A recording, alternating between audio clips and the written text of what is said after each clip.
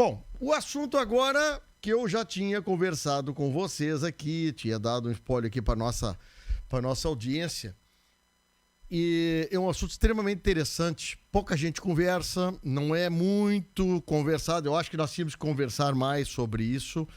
E eu acho que às vezes as famílias ficam assim se amarrando de conversar assuntos que muitas vezes serão importantes para nós, né? Sobre herança, sobre sucessão, sobre coisas que vão acontecendo na vida da vida, e a gente vai empurrando de barriga esse assunto.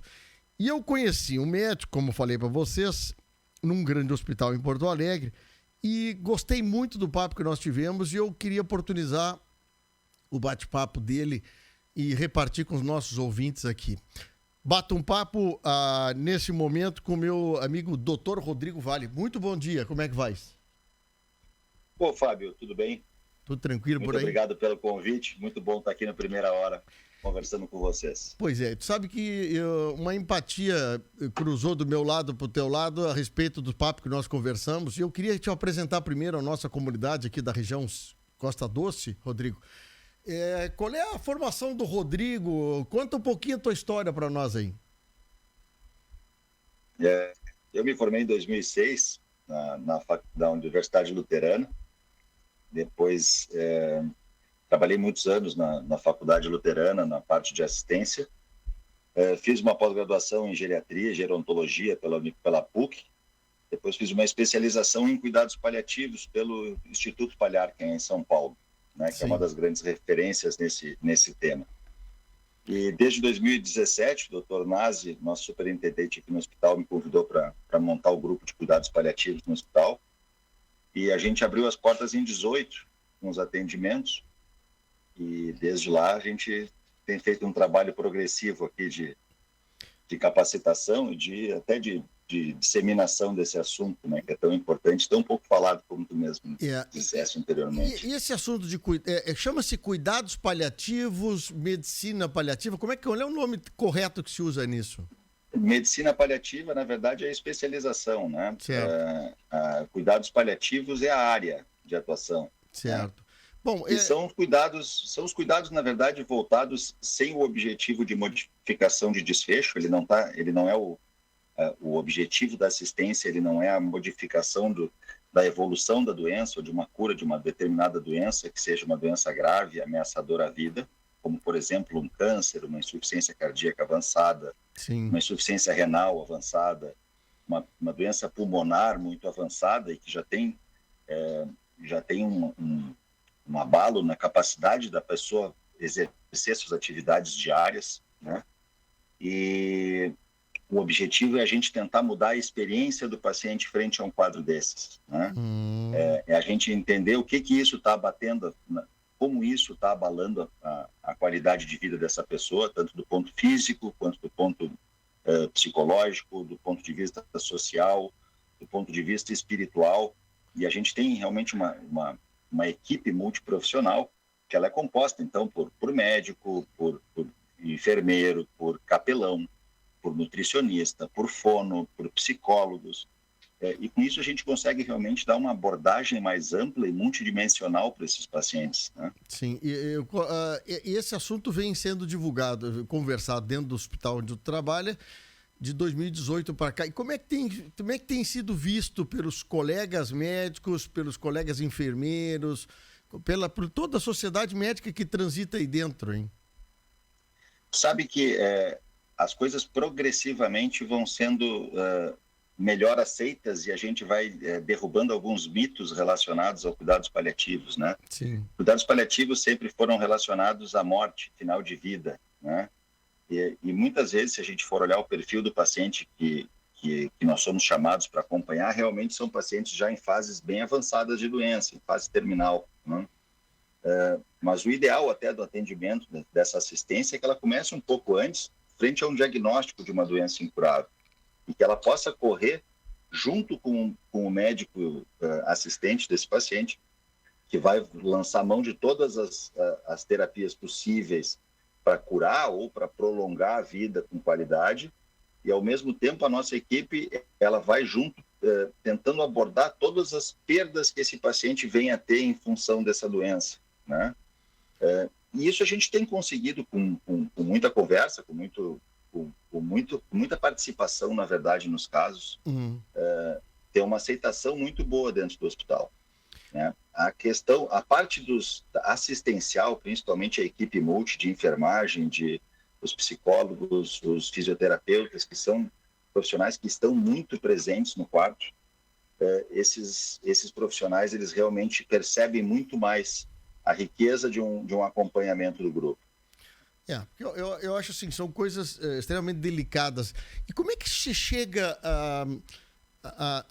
assim, quem é que chega para quem? Por exemplo, os familiares buscam o pessoal que trabalha nessa assistência paliativa, nessa auxílio paliativo, ou é o próprio médico, daqui a pouco, assistente, que chega na família e conversa? Como é que as pessoas conversam e chegam numa denominação de que é uma alternativa interessante, hein? Tu sabe que o fluxo do atendimento, ele passa pelo médico assistente, né? A gente tem que ser chamado pelo médico assistente. Mas muitas vezes a percepção da necessidade ou a intenção de que o grupo acompanhe venha da família, por algum conhecido que passou por uma equipe, que teve uma assistência num momento semelhante. E quando a gente senta numa roda e começa a conversar, todos nós já tivemos ou uma experiência ou a gente tem um contato com alguém que teve uma experiência de uma doença grave que realmente leva a um prejuízo funcional muito grande, uma demanda da família muito grande. A gente está entrando numa época onde os números de idosos estão aumentando e, consequentemente, a gente vai ter idosos octogenários e nonagenários, muitas vezes com doenças neurodegenerativas, por exemplo, e que geram uma demanda assistencial muito grande. E quem já vivenciou isso na família ou alguém próximo sabe que a demanda familiar é muito grande e o impacto familiar é muito grande frente a uma doença dessas, né? Em função dessa demanda e do tempo de evolução de uma doença. Diferente, às vezes, tu acompanha um paciente que tem uma sobrevida de 10, 12, 15 anos, 100% dependente de uma assistência. E muitas vezes tu tem que ter um familiar que se dedica a esses 10, 15 anos a cuidar daquele paciente. Quem que cuida desse familiar também? Quem é que aborda com esse familiar todas as perdas que ele está tendo? Porque ele está abrindo mão da sua vida para cuidar de outra pessoa, né? E por mais nobre que isso seja, isso traz questionamentos, angústias, tristezas e alguns conflitos internos, às vezes até nessa pessoa. Sim, eu concordo contigo. Então essa é interessante. Essa equipe, ela aborda inclusive os familiares, né? A gente realmente tenta abranger o cenário da doença, para que a gente consiga modificar essa experiência frente a isso. Porque eu acho assim, o ambiente, como tu disseste, né? O ambiente tem que estar trabalhando no mesmo sentido, né? Que não adianta estar cuidando só, vou dar assistência para o paciente, aquele que está recebendo, mas o entorno daqui a pouco está super machucado com tudo que está acontecendo e maltratado, né? E quem é que pergunta para esse paciente, na verdade, assim, se ele está com medo da morte, como é que ele está vivendo aquele momento? Porque muitas vezes tu tem um diagnóstico, o mais comum de nos chamarem são doenças oncológicas, né? Sim. Tem um diagnóstico de câncer, está fazendo quimioterapia, muitas vezes internado. Tu tem vários sintomas colaterais frente ao tratamento, que faz parte do tratamento, eu sei, mas que tem alguns manejos que a gente pode fazer. Mas quem chega nesse paciente e pergunta para ele como é que ele está se sentindo, o que ele está sentindo frente a essa doença, não só fisicamente, mas emocionalmente, como é que está a família dele, como é que ele está vendo essa proximidade com talvez um desfecho morte, né? Essa proximidade com a morte, ela mexe demais com as pessoas. E a gente culturalmente tem uma diretriz de não vamos falar nisso, né? Não vamos falar em morte que dá azar. Mas a gente não vai falar. Como é que eu vou poder seguir as vontades de uma pessoa se eu não entendo o que ela sente? E daqui a pouco a pessoa quer falar, mas não quer. Daqui a pouco com a própria família, com o familiar direto, não quer falar isso, né? Mas daqui a pouco com uma pessoa que vem dizer uma voz, dar um jeito assim de dar uma palavra, daqui a pouco uma abertura muito mais fácil, né? Mas eu vou te dar um outro cenário, por exemplo, Fábio. Imagina a gente tá saudável, mas a gente sai de casa, pega o carro e tem um acidente de carro e tem uma sequela grave. Tua família sabe tua preferência, se para ti é interessante seguir. Daqui a pouco tu tem que fazer algumas cirurgias e algumas questões que tu vai ter algumas demandas assistenciais muito grandes. vai precisar ficar num ventilador durante muito tempo, com baixa probabilidade de vida. Se a família tem que decidir isso, isso é decidido no impulso e na angústia daquele momento. Se isso é conversado previamente e a gente expõe aos nossos familiares quais são as nossas preferências, eu quero ser doador, eu quero ser sepultado, eu quero ser cremado. Para mim, eu não gostaria de ser reanimado numa situação onde eu tivesse uma doença que eu não tivesse cura. Se eu tiver com uma limitação funcional muito grande e eu tiver uma intercorrência, eu não quero estar customizado e ir para uma ventilação mecânica. São situações que se a gente discute previamente com o familiar ou até com o próprio médico assistente, não necessariamente um paliativista, mas o médico assistente da pessoa, isso são dados importantes para a gente tomar decisões no momento de angústia e de ansiedade. Se a gente já tem isso definido, fica muito mais tranquilo, ou menos difícil para a família e para a equipe. Uma coisa muito comum, é muito comum a gente ver paciente discutindo com um intensivista no momento de uma instabilidade de um paciente já com uma doença avançada, se o paciente vai ser ou não vai ser intubado. E isso é questionado para a família. Olha, ele tem uma doença, mas vocês querem ou não querem que eu intube o paciente? Como é que eu vou discutir isso com uma família num momento de ansiedade extrema, onde tu está com um familiar teu descompensado indo para o CTI? Naquele momento eu quero que tu faça tudo, né? Porque eu não estou pensando, eu estou 100% na emoção daquele momento. Se isso foi discutido anteriormente e as pessoas entendem muitas vezes que dependendo do estágio da doença que a gente está, ir para o CTI entubar o paciente, eu não vou trazer mais vida para o paciente, eu só vou trazer mais sofrimento e tempo de sofrimento, sem aumentar a qualidade de vida, interação, bem-estar. Isso não faz um sentido se a gente pensar de forma crítica. Concordo. Né? Mas como tem assuntos que a gente não quer botar na mesa para conversar, né? Nós estamos dando nós estamos dando aqui apenas uma leve tocada num assunto que nós dois tivemos a oportunidade de conversar junto com os manos lá, mas tu vê que coisa interessantíssima. Bom, deixa eu avançar um pouquinho então. O que é esses cuidados paliativos? Me dá um exemplo. Tu falou que é um grupo de pessoas que tem que estar trabalhando em torno da situação, do ambiente, do paciente, capelão, psicólogo. Conta um pouquinho para nós como é que funciona esse processo todo. Bom, a gente é chamado como grupo, o médico assistente prescreve, põe na prescrição acompanhamento do nosso grupo. Em até 24 horas, a gente vai até o quarto do paciente, faz uma entrevista clínica com o médico e uma entrevista com o enfermeiro. Essa entrevista serve primeiro para a gente entender o quadro clínico e o contexto da doença. Eu quero saber quem é esse paciente, primeiramente. Né? Fulano de tal tem quantos anos, quem é a assistência à rede familiar próxima, tem filhos, quem são os filhos que estão próximos dele, quem é o cuidador principal desse paciente. Qual é o diagnóstico da doença? Qual é a fase da doença que a gente se encontra? Porque é diferente uma assistência num paciente que recebeu um diagnóstico de câncer agora e a um paciente que já está na terceira linha de tratamento de um câncer, vem tratando há mais tempo. Isso modifica, a gente faz uma avaliação da capacidade funcional. O que é isso? O paciente ele é 100% apto a exercer as atividades de vida diária dele, ele se veste, levanta, caminha, toma banho, tudo sem auxílio? Não, ou sim. Esse paciente, ele consegue deglutir, ele come via oral, ele tem uma via alternativa para dieta, como, por exemplo, uma sonda no nariz, uma sonda nasoentérica, ou uma sonda de gastrostomia, que é uma que vai direto no estômago.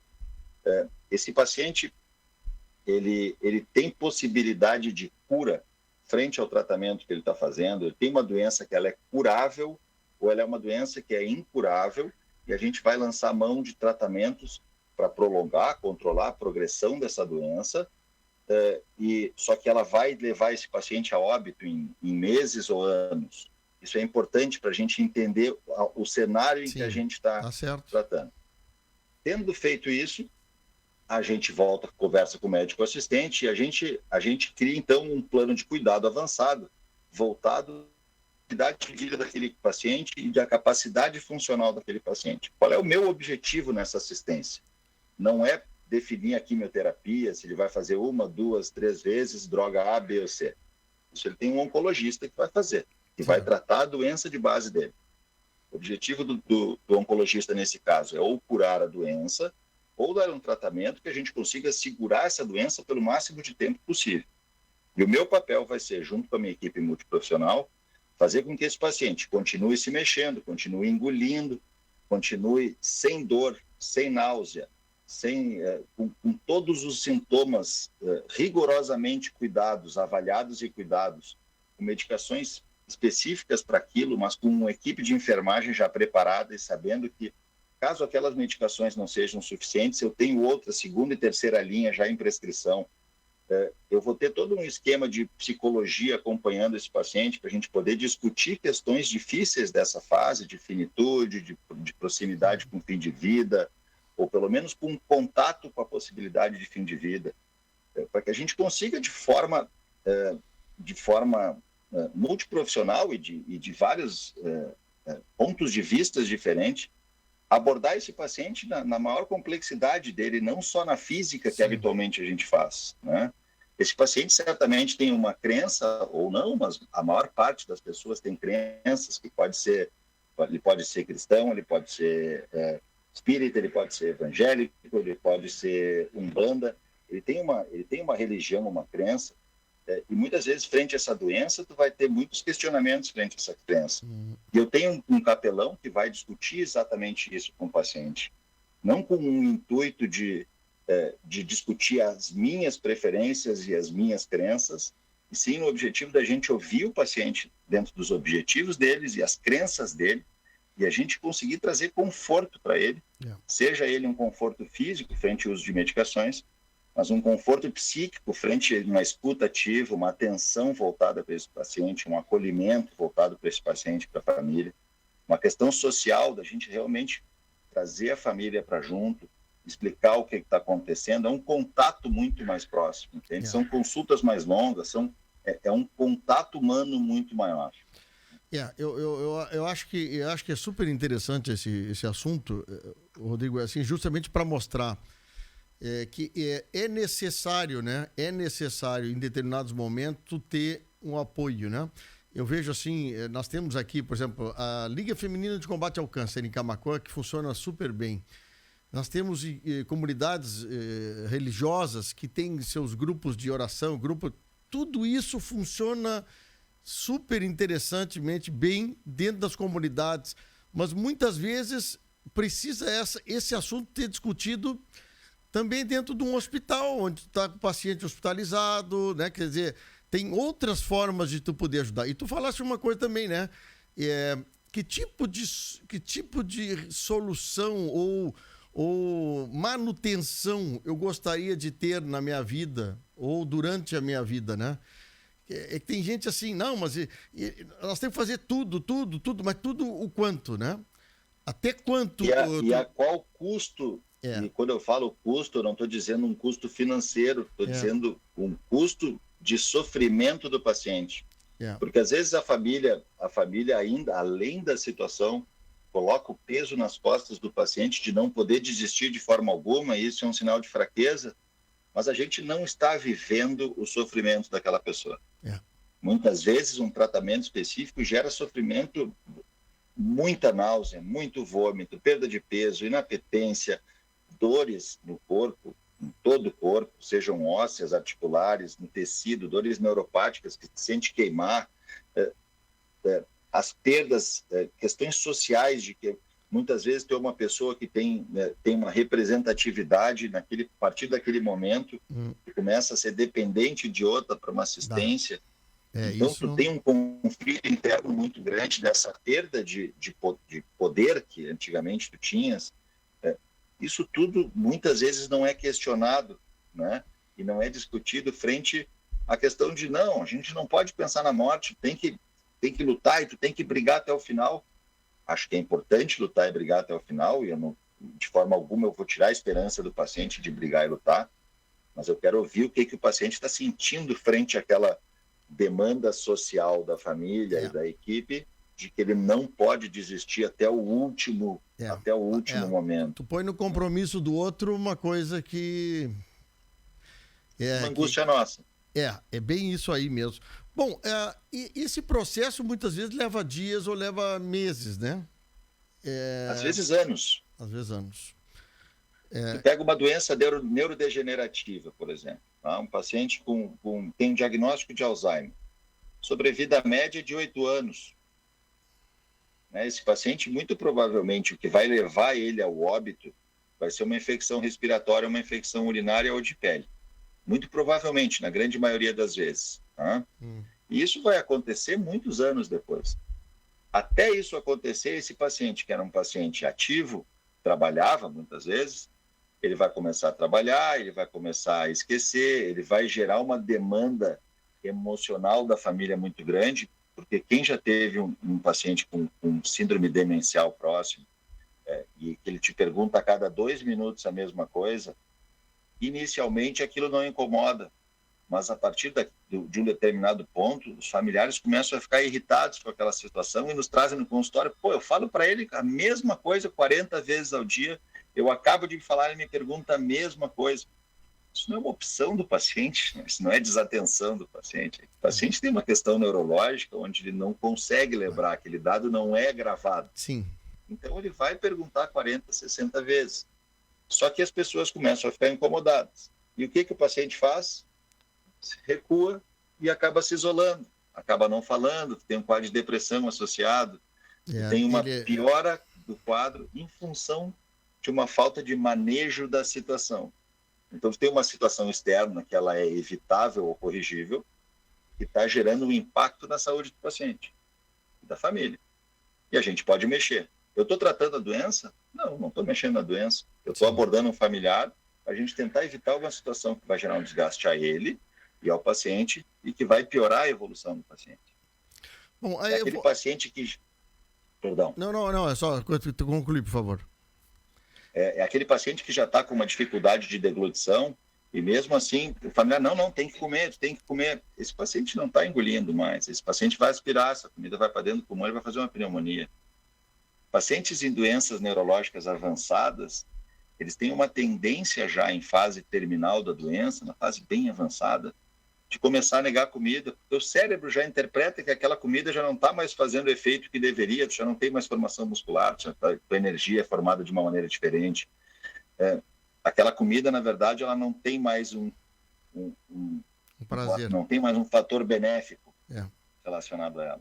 Só que a família fica muito angustiada, porque somos um povo latino e comida está ligada à alegria e saúde. Então, quando a gente tem um paciente que não está comendo, a gente se angustia. Mesmo que isso seja esperado frente àquela fase. Mas isso tem que ser abordado. Né? A gente vai passando a mãozinha por cima, como diz, né? Passando, amanhã passa, amanhã melhora, né? Exato. Que coisa... Exato. Bom, mas olha, é a primeira vez que eu bato um papo assim com esse assunto aqui ao vivo no programa, e obviamente é um assunto para mim novo, mas a gente vê que isso historicamente no mundo todo já se trabalha muito isso, né? Muito. Principalmente na Europa. E como é que se vê, qual é a tendência que tu vê de crescimento desse assunto vir para, por exemplo, hospitais assim como o nosso aqui em Camaquã? Como é que tu percebe isso aí? Isso é uma tendência... Fábio, esse ano a gente teve uma decisão sensacional. Agora teve o Congresso Brasileiro de Cuidado Paliativo em Curitiba no início de novembro. E o Dr. Douglas Crispim nos trouxe uma informação de que, a partir de dezembro desse ano, as faculdades de medicina terão que integrar na sua grade curricular uma cadeira de cuidados paliativos. Então, a gente vai ter, a partir do ano que vem, o ensino na formação, na graduação médica, a presença de cuidados paliativos. Coisa boa. Isso é sensacional, porque isso vai modificar o pensamento das pessoas. É muito mais fácil eu pegar um jovem que está começando a fazer a graduação em medicina e a gente começar a discutir isso com ele e ele entender todo esse processo, do que eu chegar para um médico que já está há 40 anos formado e dizer que muito daquilo da obrigação de curar o paciente, que era uma carga que era cobrada do médico, o óbito do paciente muitas vezes é visto como uma falha médica, né? Mesmo tendo sido feito todos, até a autocobrança, né? Poxa, eu não consegui salvar o paciente. Mas, a gente tem um limite nisso aí. Não somos deuses, né? Somos seres humanos que estudamos doenças e a evolução dessas doenças, né? E a gente tenta, dentro da ciência, da possibilidade, conseguir usar recursos para a gente vencer uma doença, mas que muitas vezes ela não é possível de ser vencida, né? E a gente tem que entender isso como fazendo uma autocrítica também. Só que os médicos mais antigos, eles foram criados dessa forma, a vida inteira, durante a faculdade, durante a residência e durante toda a vida profissional deles. Então, esses têm uma dificuldade maior. Como mudar. Mudar no jovem já é mais fácil do que mudar. Mas eu fiquei feliz, assim, que a gente tem a oportunidade de bater um papo sobre isso, e a intenção da rádio aqui, obviamente, é fazer as pessoas terem a oportunidade das pessoas, uma hora dessa, numa mesa de café e tal coisa, irmãos, pais, né? Discutirem assuntos disso, como tu disseste, preliminarmente as coisas acontecerem, né? Exatamente, e se interessar pelo assunto. Hoje em dia já tem muita publicação sobre o assunto, né? Hoje em dia tu pesquisa na internet cuidados paliativos, tu já tem uma gama grande de informações possíveis de serem alcançadas, né? Então é importante que as pessoas entendam e a gente tire a ideia de que cuidado paliativo é para quem está morrendo, né?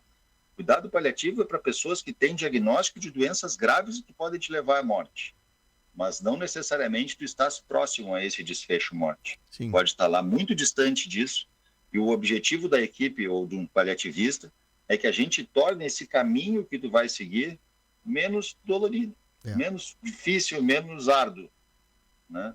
Não, é um negócio Às vezes a gente não vai evitar esse desfecho, mas muitas vezes a gente vai conseguir fazer com que essa evolução ela seja muito mais leve e rica, e a gente consiga levar para o paciente que ele entenda que ele está vivo, ele não está morrendo, ele ainda está vivo e tem coisas que ele pode realizar naquele momento ainda até a morte. E esse é o nosso grande foco. A questão da crença, né? Como alguns países, né? Como algumas regiões, né? do mundo vê a questão da morte, né? Sim, tem uns que fazem eventos da morte, né? Reúne a família. No México tem um determinado tipo de observação. Na Índia, por exemplo, a cremação é uma coisa necessária, fazer a cremação para que o espírito surja noutra atmosfera. Você tem essas coisas, acho que tem que ser conversada, não é aquela coisa simplesmente assim, não. Eu aprendi isso com meu avô e é assim. O problema é que a cultura, ela além de mudar, ela transcende, né? Com certeza. Com certeza. Não é uma coisa assim. E é importante saber que cada pessoa tem a sua, né? E quando a gente trata uma pessoa, na verdade, eu não estou tratando frente aos meus princípios, aos meus princípios éticos, evidente, mas não as minhas crenças. Eu tenho que respeitar as crenças de quem eu estou tratando, que é o foco da minha assistência, né? Exatamente isso. Não é o paciente que, se possível, o paciente definir o que quer, né? Não é o que... Autonomia. Respeito à autonomia do paciente, sem dúvida nenhuma. Ele participar desse processo de tomada de decisões enquanto for possível. E quando ele não for mais possível, que a gente já tenha algum familiar que já acompanhou isso, que esteja habilitado a seguir esse caminho frente às vontades do paciente. Muito bem. Esse é o Dr. Rodrigo Vale, que bate um papo comigo sobre esse assunto extremamente delicado, mas importante da gente conversar. Meu amigo, muito obrigado pelo tempo que tu nos deu aqui, quase 30 minutos de conversa, mas eu achei importante que a gente tornou o programa leve, não foi um assunto, mas é um assunto para nós botar na mesa, como diz, né? Botar a bola no meio do campo e começar a jogar, né? Outra hora a gente conversa um pouco mais, Rodrigo. Sem dúvida nenhuma. Muito obrigado pelo carinho. Totalmente à disposição. Tá bom. Eu que te agradeço muito a oportunidade da gente falar. Grande abraço. Uma boa semana a todo mundo. Valeu, até mais. Tchau, tchau. Até.